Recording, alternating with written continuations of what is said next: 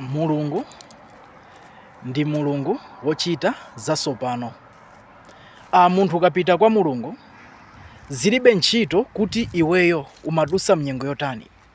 Kaya umadusa mnyengo yosalidwa, kaya umadusa mnyengo yokanidwa, kaya zinthu zako sizimayenda, kaya umadusa mnyengo ya uchimo, zilibe ntchito. Koma ukapita kwa Mulungu, Mulungu amakulandira ndi kukupanga kuti ukhale munthu watsopano.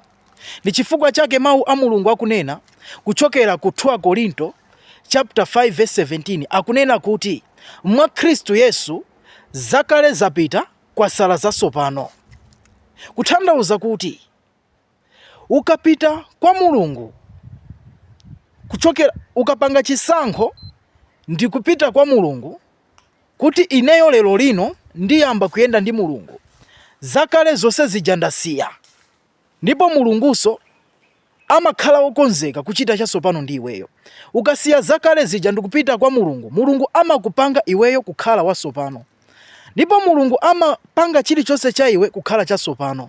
Ndipo ndi pemphero langa Mulungu apange chatsopano pa banja lako, Mulungu apange chatsopano pa moyo wako, Mulungu apange chatsopano pa business yako, Mulungu apange chatsopano pa zonse zako, mu dzina la Yesu, amen.